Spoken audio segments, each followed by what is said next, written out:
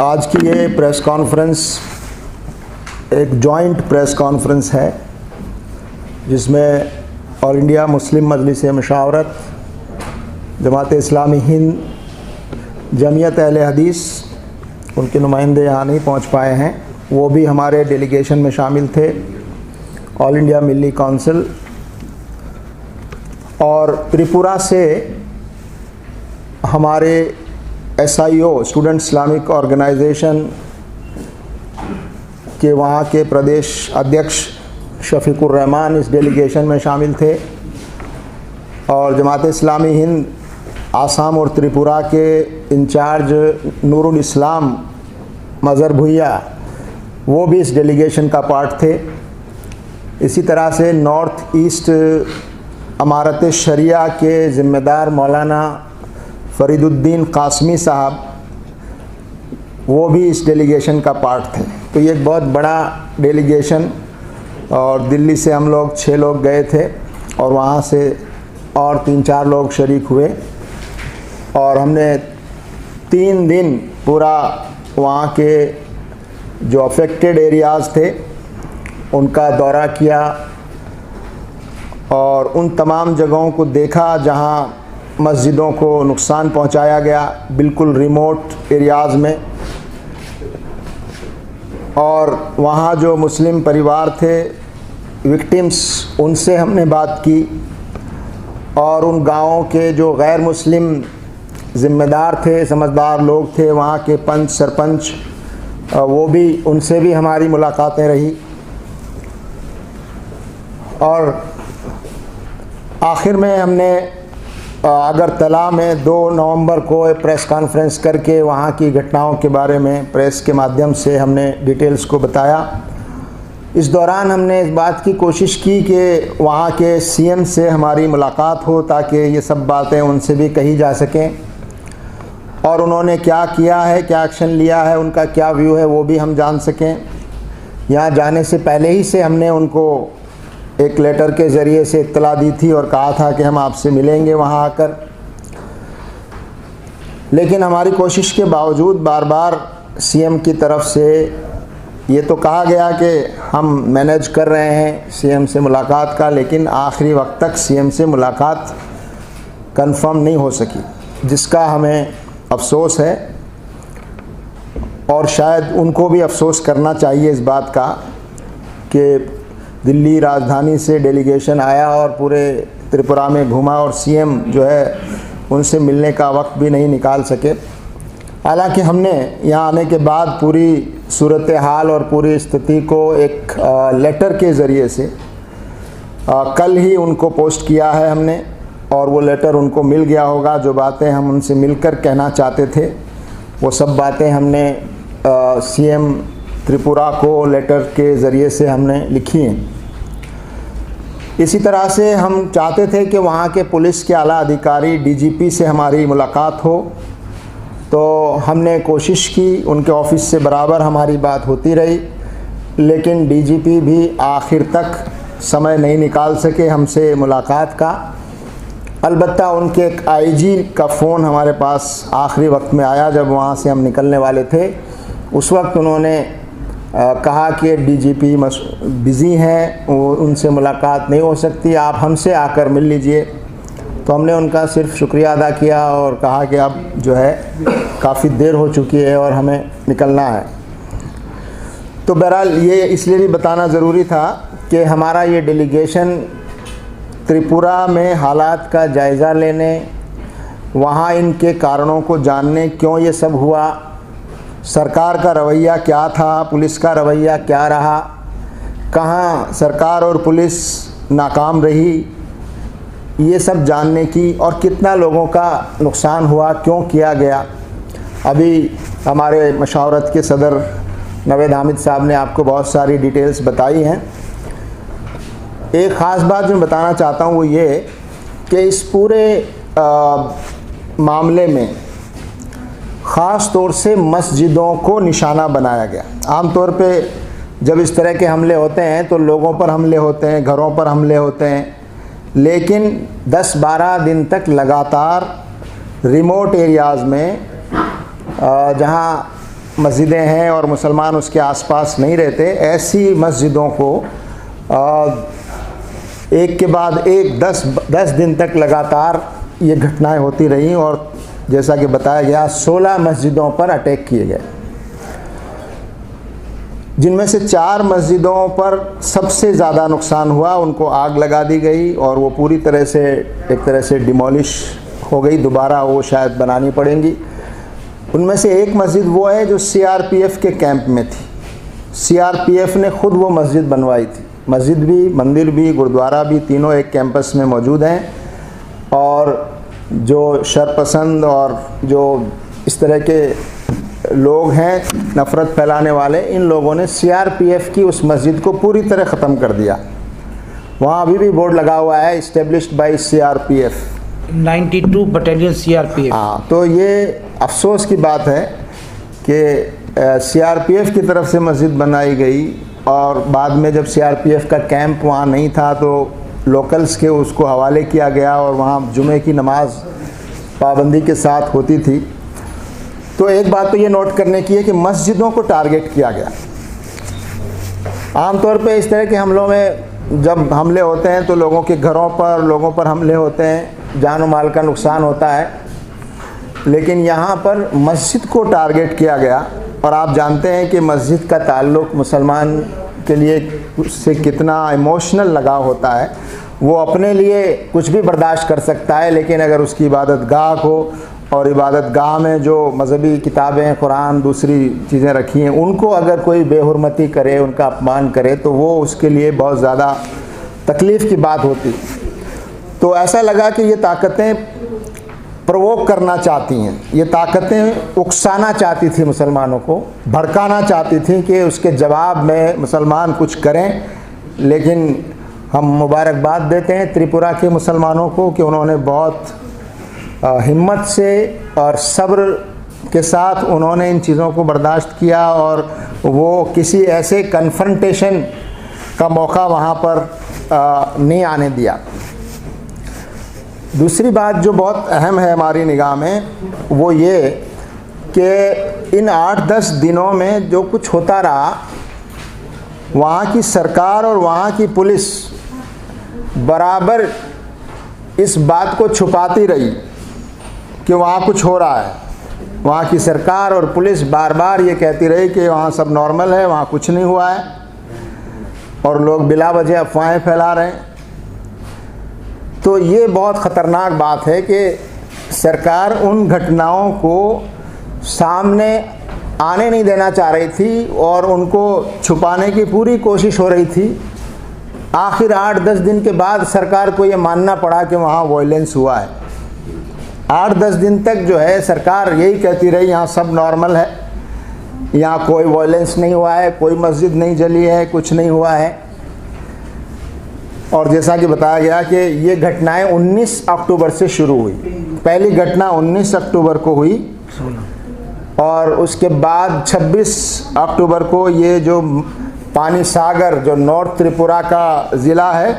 पानी सागर धर्मनगर उसका हेडक्वार्टर है, वहाँ पर एक जुलूस ने जिस तरह से तबाही की, वहाँ पर 11 दुकानों को निशाना बनाया, 4 दुकानें पूरी तरह जला दी गईं और एक मस्जिद जो रोड पर थी उसको बहुत ज़्यादा नुकसान पहुंचाया। एक और मस्जिद की तरफ जुलूस बढ़ रहा था, लेकिन वहाँ मुसलमान मौजूद थे, अपने आप को वहाँ उन्होंने महफूज मस्जिद को बचाने के लिए वहाँ पहुँच गए थे। तो उस तरफ फिर जुलूस वापस वहाँ से हो लिया, वहाँ उस मस्जिद तक नहीं पहुँचा, वरना शायद उस मस्जिद को भी वो निशाना बनाते। अफसोस की बात यह है कि अभी ज़रूर हम जब वहाँ से लौटे और कल परसों वहाँ से मालूम हुआ कि इन मामलात में 6 लोगों को अरेस्ट किया गया है। 11 FIR दर्ज हुई हैं पुलिस के मुताबिक, 6 लोगों को अरेस्ट किया है। लेकिन हमारा मानना ये है कि ये कार्रवाई बहुत हल्की कार्रवाई है। जिस तरह से ये हुआ, पुलिस की मौजूदगी में हुआ और वहाँ पूरा वीडियो मौजूद है, लोगों के फुटेज मौजूद हैं, चेहरे पहचाने जा सकते हैं, लोगों को भी मालूम है, बहुत से लोगों को। और पुलिस जो है खामोशी के साथ ये देखती रही, तो हम समझते हैं कि सिर्फ वो लोग जिम्मेदार नहीं है, सिर्फ उनको सज़ा नहीं मिलनी चाहिए जिन्होंने ये सब किया, बल्कि जो पुलिस के ऑफिसर वहाँ ज़िम्मेदार थे उन ऑफिसर्स के ख़िलाफ़ भी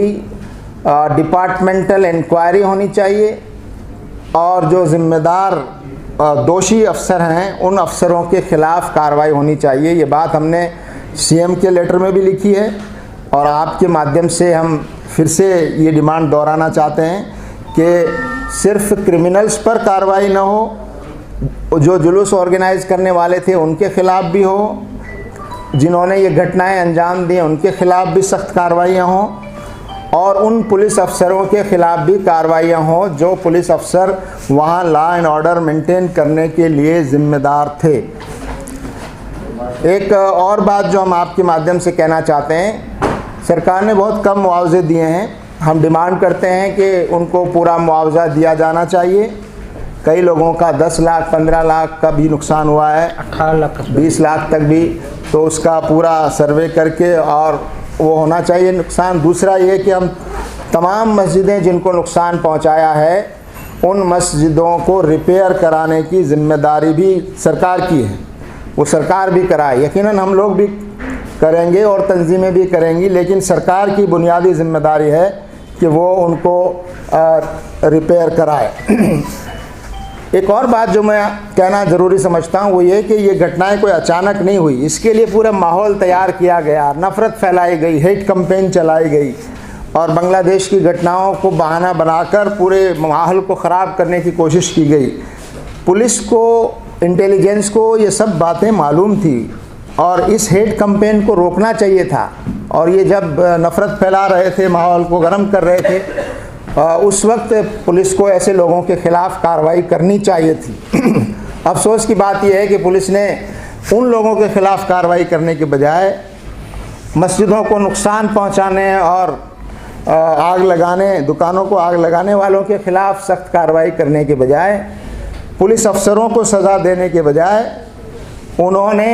सोशल मीडिया में जो लोग एक्टिव थे या सोशल मीडिया के ज़रिए से जो लोग इन चीज़ों को पहुंचा रहे थे, जिन पर ये इल्ज़ाम लगाया गया कि उन्होंने गलत बातें फैलाई और उन्होंने माहौल ख़राब किया, और आप देखिए कि 2 लोगों को उन्होंने बाकायदा UAPA का नोटिस भी जारी किया, और 100 से ज़्यादा लोगों की एक लिस्ट जो है FIR के ज़रिए से जारी की गई है, जिन्होंने जिनके ख़िलाफ़ सोशल मीडिया में गलत बातें, रूमर्स फैलाने का इल्ज़ाम लगाकर और उनके ख़िलाफ़ कार्रवाई करने की। यानी आप कार्रवाइयाँ भी नहीं कर रहे हैं, उल्टा जो लोग आपकी इन कमज़ोरियों को एक्सपोज़ करना चाहते हैं कर रहे हैं, और जो आपके रिपोर्टर्स हैं, फैक्ट फाइंडिंग टीम के लोग थे, जो एडवोकेट्स थे, जो यहाँ से दिल्ली से एडवोकेट्स की एक टीम गई थी, फैक्ट फाइंडिंग के लिए गई थी, उनके भी 2 लोगों के ख़िलाफ़ UAPA के नोटिस जारी किए गए। तो सरकार बजाय इसके कि कल्प्रिट्स पर, क्रिमिनल्स पर कानून हाथ में लेने वालों के ख़िलाफ़ सख्त कार्रवाई करे और अपनी गलती को माने, वो इन आवाज़ों को भी दबाने की कोशिश कर रही है। ये एक बहुत ही ख़तरनाक बात है। मैं अपनी बात को ये कहते हुए ख़त्म करना चाहता हूँ कि वहाँ के हिंदू आवाम ने इन सांप्रदायिक और फासिस्ट ताकतों का जो त्रिपुरा में कुछ ज़्यादा बड़ा करना चाहते थे, उनका साथ नहीं दिया। ये एक अच्छी बात है। और दूसरा ये कि मुसलमानों ने बहुत धैर्य के साथ और सब्र के साथ हालात को काबू में रखा, और आपस में कोई कन्फ्रंटेशन नहीं हुआ, और हमें इत्मीनान है इस बात का कि वहाँ कोई जानी नुकसान नहीं हुआ और कोई इस तरह की चीज़ नहीं आई। लेकिन ये कि ये जो हुआ हमारे देश के लिए, हमारे प्रदेश के लिए बहुत ही अफसोस की बात है। और सरकार और पुलिस को ख़ास तौर से हमने यहाँ दिल्ली राइट्स के मामलात में भी ये बात कहते रहे कि पुलिस को कभी भी सरकार का और पॉलिटिकल एजेंडे का टूल नहीं बनना चाहिए। पुलिस को आज़ादी के साथ और कानून के मुताबिक अपनी ज़िम्मेदारी को निभाना चाहिए। अगर ऐसा त्रिपुरा में होता तो शायद ये बदनामी हमारी नहीं होती, इतना बड़ा नुकसान नहीं होता। हाँ, एक बात और मुझे याद आ गई कि वहाँ के ज़िला गोमती ज़िला में भी कुछ शरपसंदों ने और कुछ नफ़रत फैलाने वाले लोगों ने वहाँ पर भी जुलूस बनाकर कुछ मस्जिद की तरफ बढ़ने की कोशिश की। तो वहाँ की एसपी एक लेडी थी, हमारी बहन, उन्होंने बाकायदा उसको रोका और सख्त कार्रवाई की और वहाँ कोई ऐसी घटना उन्होंने नहीं होने दी। तो जब ये मिसाल मौजूद है जिसकी हम अप्रिशिएशन करते हैं, जिसको हम अच्छा समझते हैं, तो आखिर पानी सागर में और पूरे 4 ज़िलों में, 8 में से 4 ज़िलों में जो 16 मस्जिदों को शरपसंदों ने नुकसान पहुंचाया, आखिर पुलिस वहां क्यों नहीं कार्रवाई कर रही है? तो हम सब जानते हैं कि पुलिस अपराधियों को पकड़ने के बजाय ऐसा लगता है कि अपराधियों को बचाने और जो लोग सरकार की कमियों और कमज़ोरियों को उजागर करने की कोशिश कर रहे हैं, चाहे वो मीडिया के लोग हों, फैक्ट फाइंडिंग की टीमें हों, उनको मुख्तलिफ़ झूठे केसेस में उनको फंसाने की और उन पर इस तरह का दबाव बनाने की कोशिश कर रहे हैं और आवाज़ को दबाने की, खामोश करने की कोशिश कर रहे हैं। तो इन हालात में हम ये समझते हैं कि बहुत सी तंजीमें वहाँ गई हैं, हम लोग भी वहाँ गए थे। सरकार को तो अपनी ज़िम्मेदारी निभानी ही चाहिए और हम कोशिश करेंगे कि सरकार पूरा इसका कंपनसेशन दे और रिपेयर कराए, लोगों को पकड़े, लेकिन हम तंजीमें भी वहाँ जो कुछ मदद कर सकते हैं लोगों की वो ज़रूर करेंगे। हमारी टीम दोबारा वहाँ जाएगी इस मकसद के लिए कि वहाँ की मस्जिदें दोबारा आबाद हों, वहाँ लोग दोबारा से उन मस्जिदों में नमाज़ पढ़ें और जो नुकसान हुआ है वो नुकसान पूरा हो, और जिन लोगों के कारोबार पूरे ख़त्म हो गए हैं वो दोबारा से अपने कारोबार शुरू करने के लायक बन सकें। इसकी हम कोशिश अपनी तरफ से भी, हम अपनी तंजीमों की तरफ से भी हम ज़रूर करें। शुक्रिया। बस एक बात मैं इसमें ऐड करना चाहता हूँ कि जब कल शाम में हमने चीफ मिनिस्टर को ख़त भेजा है,